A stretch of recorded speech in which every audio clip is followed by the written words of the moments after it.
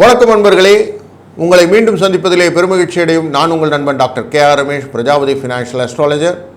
காகத்வாஜ விட்மேகே கட்கஸ்தாயமி தன்னோமந்த பிரச்சோதயாத் என்ற சனீஸ்வரனின் காயத்ரியை மனதிலே நினைத்து கொள்வோம். வணக்கம் நண்பர்களே, நமக்கு எல்லா கிரகங்களும் தன்னுடைய செயல்களை செய்யும்போது பயம் ஒன்றும் வருவதில்லை. ஆனால் சனி கிரகம் அப்படின்னும் போது ஸ்பெஷலாக ஒரு பயம் உண்டு. ஏன்னா சனி ஈஸ்வரன், அந்த ஈஸ்வர பட்டம் வாங்கின ஒரு கிரகம். ரெண்டாவது, அவர் எதையும் செய்துவிட்டால் தண்டிப்பார் அப்படின்னு உண்டு. அதாவது நம்ம நாடுகளிலே சில நாடுகள் பார்க்கும்போது போலீசிங் அப்படிங்கிற இருக்கும். சிங்கப்பூரில் போலீசிங் இருக்குது அப்படின்னு சொல்லுவோம். எப்படின்னா, நம்ம எதாவது செய்துவிட்டால் உடனே தண்டனை உண்டு. தண்டனை இருப்பதனால் குற்றங்கள் குறைந்திருக்குமா? ஆனால் குற்றம் குறைந்திருக்கும். ஏன்னா அவங்க உடனே எல்லாத்தையும் வாட்ச் பண்ணிகிட்டே இருப்பாங்க அப்படின்றாங்க. அப்போ கிளென்லினஸ் ஒன்று இருக்கும், சுத்தம், நேர்மை, ஒழுக்கம் இதெல்லாம் வேணும்னா போலீசிங் வேணும். அப்படிப்பட்ட ஒரு நமக்கு போலீசிங் யார் பண்ணுறாருன்னா இந்த சனி கிரகம் தான் பண்ணிட்டுருக்கார். அதனால தான் அவர் வந்த உடனே எல்லோரும் கொஞ்சம் கட்டுக்கோப்பாக இருக்கணும்னு ஆசைப்படுவாங்க. இந்த தீய பழக்கங்கள் அப்படிங்கிற வழக்கங்கள் எல்லாம் இந்த சனீஸ்வரன் கெட்டதனால் வரக்கூடிய பழக்கங்களாக இருக்கும். அது மாற்றும்போது நல்லவர்களாக மாறிவிடுகிறார். சனி போல் கொடுப்பார் இல்லைன்னு சொல்லுவாங்க நார்மலாக.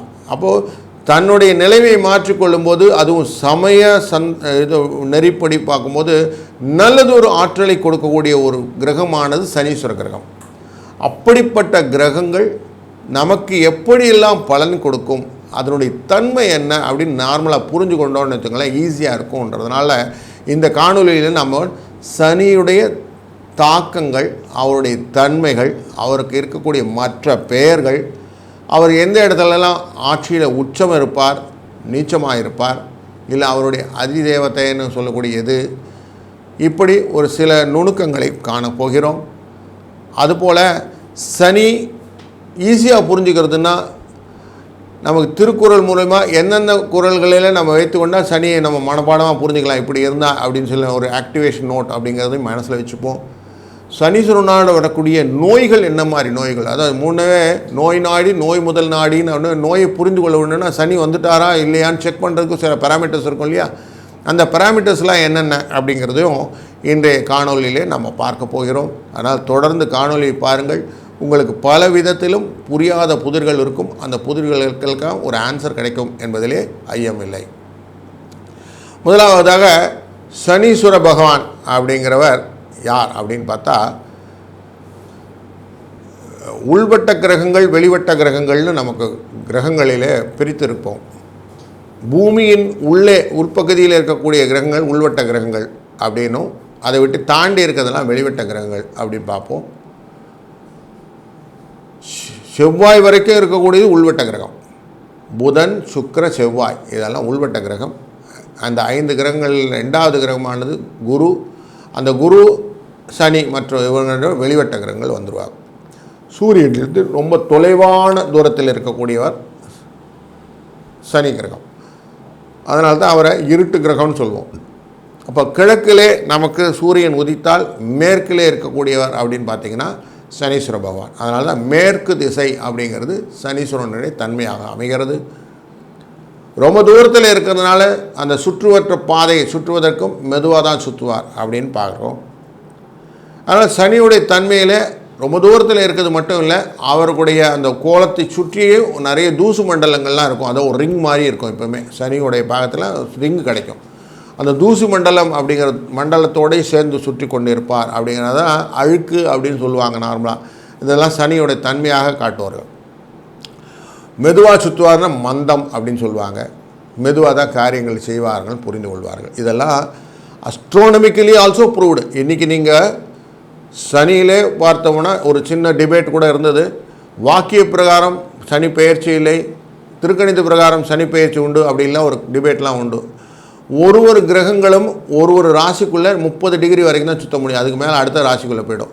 அப்படி பார்க்கும்போது சோஃபார் கும்பராசிக்குள்ளார இருந்தது 270லேருந்து 300 டிகிரி வரைக்கும் தான் சுற்ற முடியும்.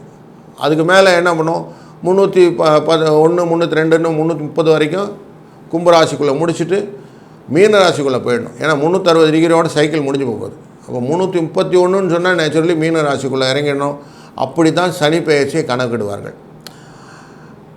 அந்த 2.5 வருஷம் 7.5 வருஷம் அப்படிங்கிறது நமக்கு கணக்கு அப்படின்னு சொல்கிறோம். 7.5 நமக்கு சனி பிடித்து விட்டான்னு ஒரு ராசியினுடைய 12 ராசியின் ஜென்மம் அதுக்கப்புறம் 2ஆம் இடம் இதுக்குள்ளார நம்ம ட்ராவல் பண்ணும்போது 7.5ன்னு சொல்லுவோம்.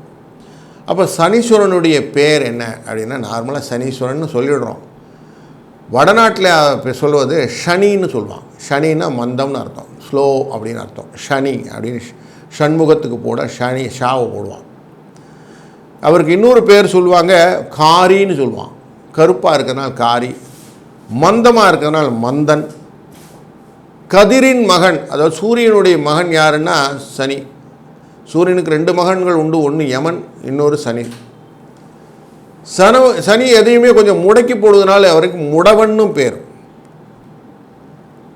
அவருக்கு கால் கொஞ்சம் இது பட்டதுனால ராவணன் அப்படிங்கிற ஒரு ராமாயணத்தில் இருக்கக்கூடிய கேரக்டரில் எல்லா கிரகங்களையும் ஒரே இடத்துல வைத்து கொண்டால் நான் என்னுடைய ஜெயித்து விடலாம் என்று இந்திரஜித் அப்படிங்கிற மகன் பிறக்கும் போது எல்லாத்தையும் வைத்துக்கும் போது சனி மட்டும் காலை அதர் ராசிக்குள்ளே வைத்ததாகவும் அந்த கால் வெட்டுப்பட்டதுனாலும் அவர் சகோணன் அப்படிங்கிற பேரில் கூப்பிடுவாராம்.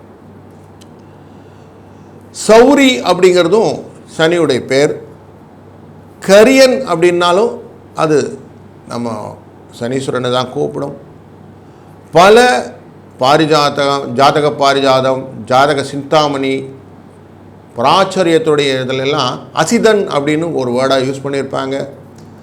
அசிதன்னாலும் நமக்கு சனீஸ்வரனை தான் கூப்பிடுவார். எதையுமே ஆரம்பத்தில் இருக்க அந்தன் அப்படிங்கிறதும் இந்த சனீஸ்வரனை தான் சொல்வோம். ஆயுளை பற்றி சொல்வதனாலே சாவகன் அப்படிங்கிற வார்த்தையும் சனீஸ்வரனை தான் சொல்லுவோம். நம்ம நல்லா சொல்லுவோம், நீல கலரில் சட்டை போட்டுட்டு போகிறது, நீல வேட்டி கட்டுறது எல்லாம் சபரிமலைக்கெல்லாம் போவோம் இல்லையா, அந்த நீலம் தொடர்பு எல்லாமே சனீஸ்வரன். அதனால தான் நீலன் அப்படிங்கிற பேரும் அவருக்கு, சந்தில் அப்படிங்கிற பேரும் அவருக்கு தான், மங்கு அப்படிங்கிற பேரும் சனித்தான். வயதான தோற்றத்தை காட்டுவதனாலே முதுமகன் அப்படிங்கிற பேரும் சனீஸ்வரனுக்கு. பாருங்கள் எவ்வளோ பேர் இருக்குது பாருங்கள் அவருக்கு. நோயை கொடுப்பதில் நோய் அப்படிங்கிற வார்த்தைக்கு அதிதேவதை யாருன்னா சனீஸ்வரன். ஆயுளை சொல்வதனாலே யமன் அப்படின்னாலும் யமன் அவருடைய அண்ணாவாக இருந்தாலும் இவருக்கும் அந்த பேர் உண்டு, யமன்னு பேர் உண்டு. அவர் கருப்பாக இருக்கிறதுனால கிருஷ்ணன்னும் பேர் உண்டு அவருக்கு.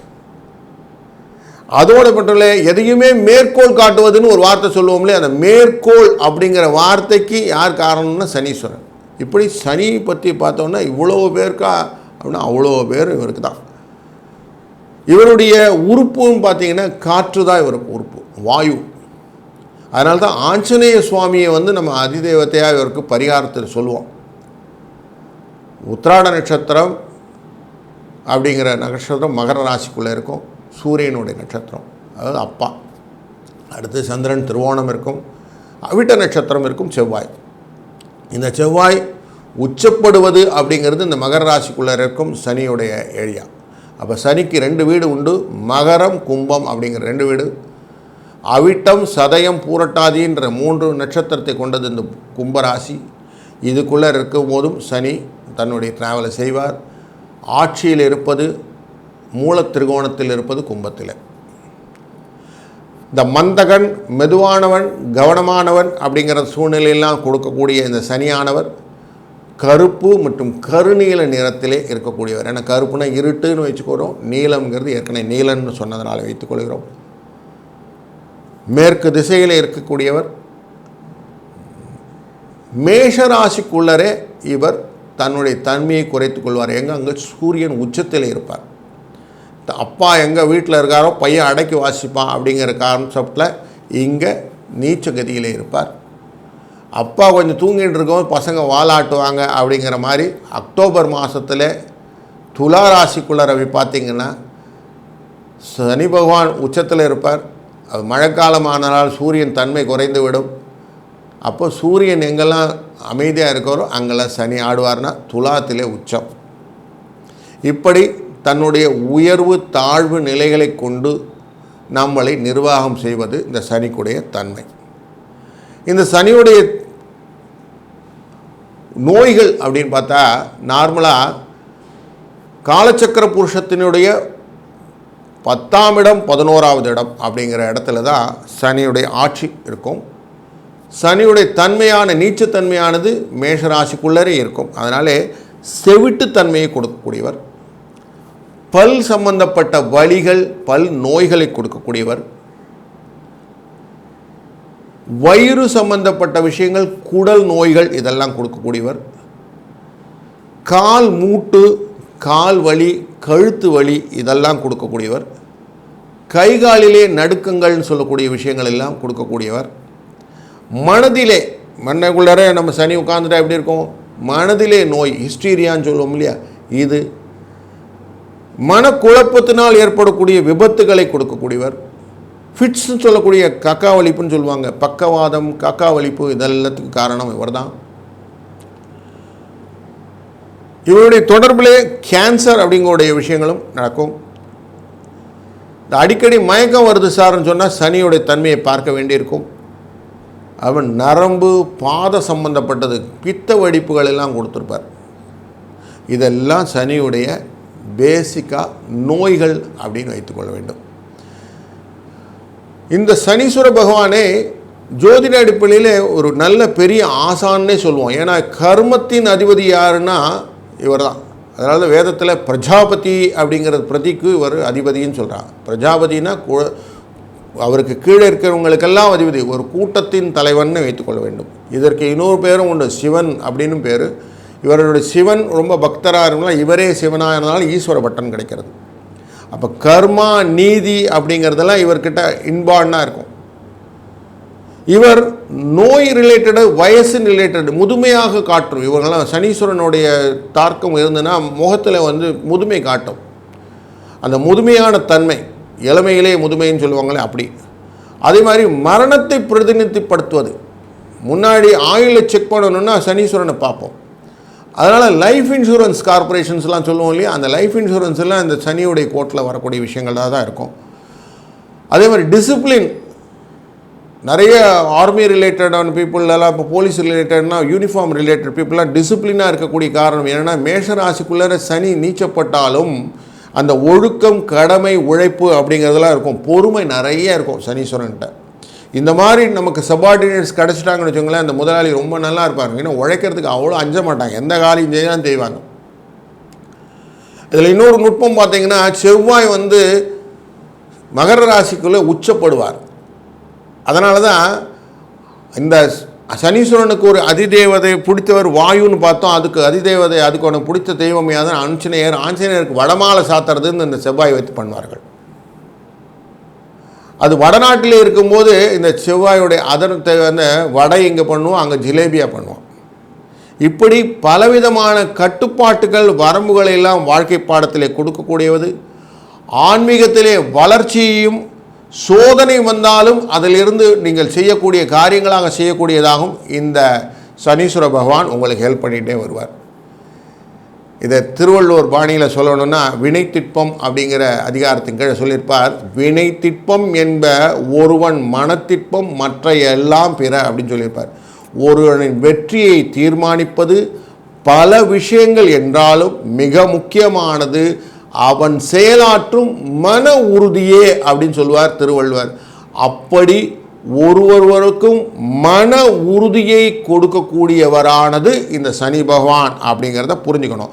கஷ்டம் கொடுத்தா எப்படின்னா, நம்ம கோல்டெல்லாம் வாங்க போகிறோம் இல்லையா, எவ்வளோ தூரம் புடம் போடுதோ அவ்வளோ தூரம் வேல்யூ ஏறும் இல்லைங்களா, அழுக்கெல்லாம் போய்.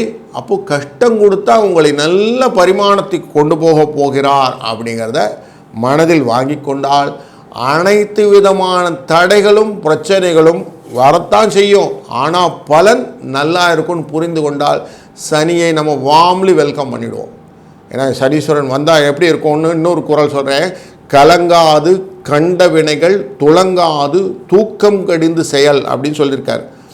ஒரு செயலை நாம் முடிக்கிறதுக்கு அடிப்படையாக மனசில் உறுதி வேணும். அந்த உறுதி மட்டும் இருந்தால் போதாது, ஓய்வின்றி உழைக்க வேண்டும், தாமதமின்றி உழைக்க வேண்டும். உழைக்கும் போது உழைப்பின் செயல்கள் உங்கள் மனதிலே இருக்க வேண்டும் அப்படிங்கிறது திருக்குறளே சொல்லியிருக்கு. அப்படி இருந்தால் சனீஸ்வர பகவான் எப்படி கொடுப்பார்னா, அவரை போல் கொடுப்பார் இல்லை. அவருக்கு இன்னொரு பேர் பொன்னன்னு பேர். அதனாலே நீங்கள் ஒரு காரியங்களும் செய்யும் போதும் இதை மனத்திலே நிறுத்தி கொண்டு கஷ்டம் கொடுத்துறார்னு ஏக்கம் படாமல் நீங்கள் செய்யக்கூடிய காரியங்கள் உங்கள் வாழ்க்கையிலே பல விதத்திலும் பலன்களாக மாறும் என்பதிலே ஐயமில்லை. நாம் தொடர்ந்து ஒரு ராசிக்குள்ளும் சனி பகவான் தன்னுடைய தன்மையை எப்படி தருவார் என்று காணொலியாக காண இருக்கிறோம். வணக்கம் மகர ராசி அன்பர்களே. உங்கள் ராசியிலிருந்து சனீஸ்வர பகவான் கும்பராசியிலேருந்து போயிட்டார். இவன் தான் உங்கள் ராசிநாதர் தான். அந்த 7.5 அப்படிங்கிறத ஒரு பெரிய எஃபெக்ட் இருக்கும். அந்த எஃபெக்டை கொடுத்தார். காலபுருஷ தத்துவத்தின் பிரகாரம் 9, 10 அப்படிங்கிற இடத்துல தனுசு ராசி, மகர ராசி மற்றும் கும்பராசிக்குள்ளே சனீஸ்வரன் பகவான் பிரவேசித்திருந்தார். அதில் உங்களுக்கு 10, 11 தொழில் லாபம் அப்படிங்கிற சூழ்நிலையெல்லாம் இருந்தது. இப்போ அதை விட்டுட்டு 12ஆம் இடம் அப்படிங்கிற இடத்துக்கு போயிட்டார். ஆனால் உங்களுடைய ராசியிலேருந்து பார்க்கும்போது 3ஆம் இடத்துல, அந்த 3ஆம் இடத்துல இருக்கக்கூடிய இந்த சனீஸ்வரனுக்கு பேர் வீரிய சனின்னு பேர். வீரிய சனி அப்படின்னா நார்மலாக 3ஆம் இடம்னால தைரியம், முயற்சி, உழைப்பு இதெல்லாம் சொல்லக்கூடிய விஷயம். இளைய சகோதரர் அப்படின்லாம் சொல்லுவோம். அப்போ உங்களுக்கு முயற்சி, அந்த முயற்சினால் வரக்கூடிய பண வரவு இதெல்லாம் உங்களுக்கு ரெட்டிப்பாக்கி கொடுக்கக்கூடிய, பொருள் வரவை தோற்கக்கூடிய. 3ஆம் இடம்னாலே நோய், அந்த நோயை நீக்கக்கூடிய, தேவையில்லாத பகைகள்லாம் கிரியேட் ஆகும். வார்த்தைகள்னால பகை, எழுத்துக்களினால பகை, இதெல்லாம் வெல்லக்கூடிய ஆற்றல்.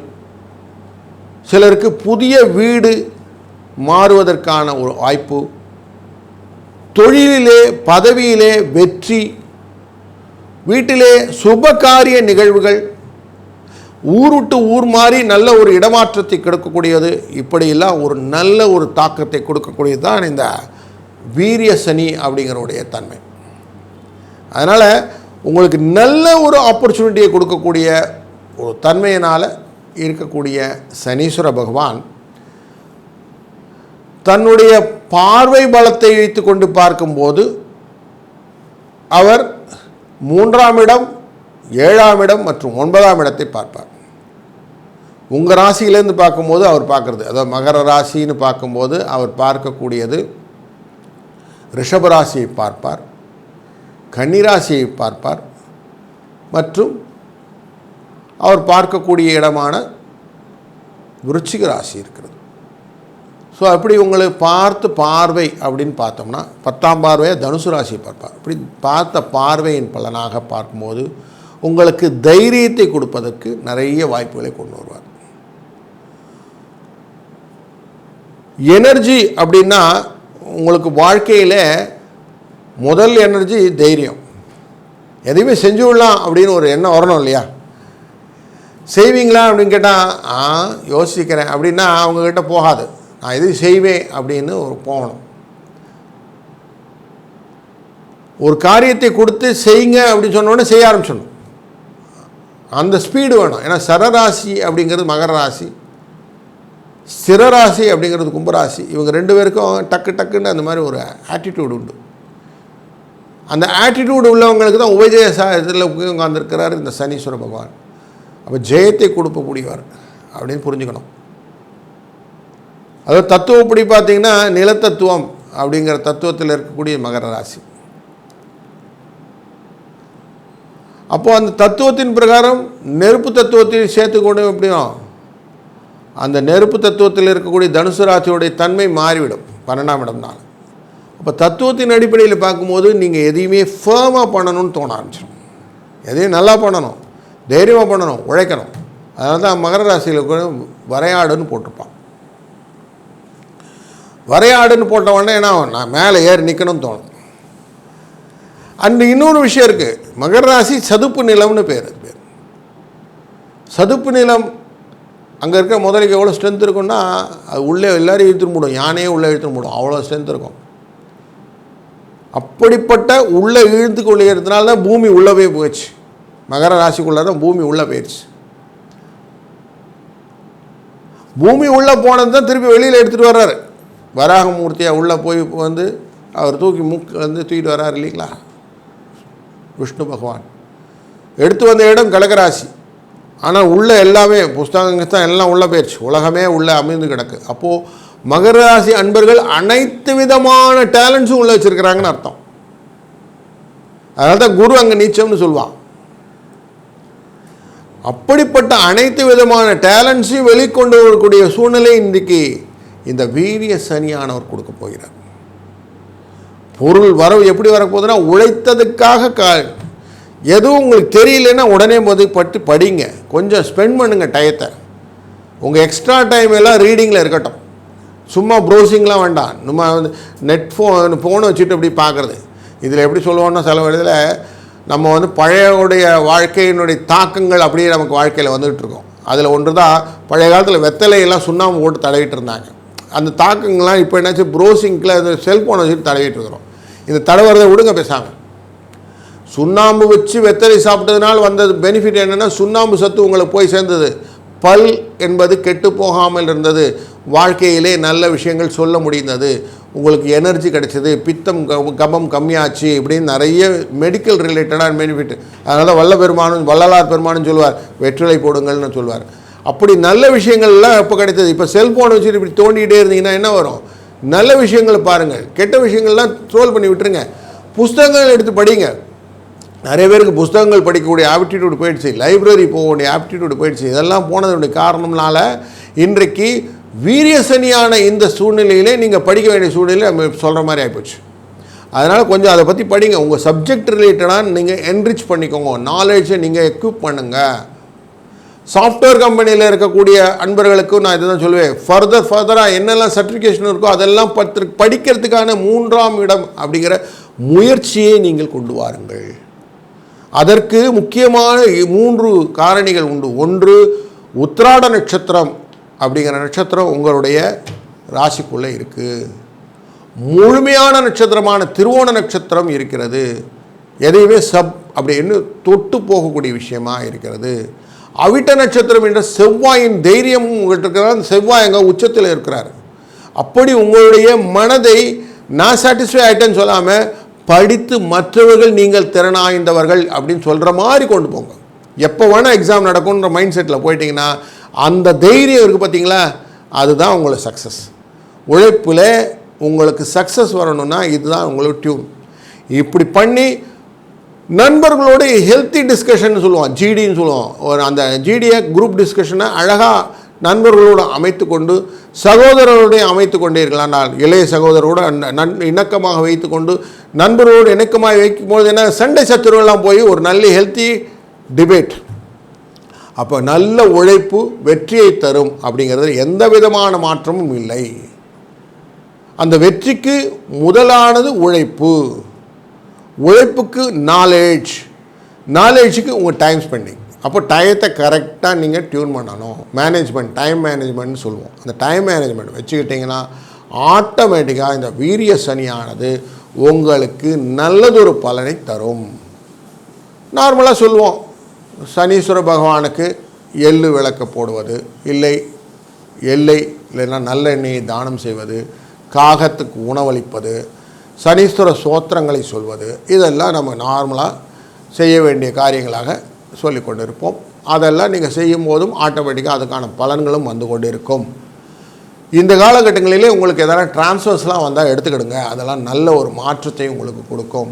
ஊர் மாறுவது நல்லது ஒரு மாற்றத்தை கொடுக்கும். வீடெல்லாம் மாறுறதா இருந்தால் அழகாக மாறுங்க, ரொம்ப நல்ல ஒரு. அதேமாதிரி கடையை விரிவுபடுத்த வரேன், நல்லா பண்ணுங்கள். இதெல்லாம் நல்ல வளர்ச்சியை கொடுக்கக்கூடிய ஒரு நல்ல காலகட்டம் அப்படின்னே சொல்லலாம். அப்போது வீரிய சனி உங்களுக்கு எவ்வளோ பர்சன்டேஜ் கொடுக்குன்னா 100% நல்லா இருக்குது அப்படின்னு தான் சொல்வேன். அப்போ நல்லா இருக்கும்போது நல்லா இருக்குன்னு தானே சொல்லணும். அதனால் நல்லா இருக்குது. அதனால் வாழ்க்கையில் உங்களுக்கு சனியினுடைய சதுரங்க ஆட்டத்திலே நீங்கள் வெற்றி பெறப் போகிறீர்கள் என்ற ஒரு நல்ல ஒரு செய்தியுடன் வாழ்க வளத்துடன். கடவுள் அருள் டிவியை பார்த்தமைக்கு நன்றிகள். மேலும் இது போன்ற தகவல்களை தெரிந்து கொள்ள கடவுள் அருள் டிவியை சப்ஸ்கிரைப் செய்யுங்கள். மறக்காமல் பெல் ஐக்கானை கிளிக் செய்யுங்கள்.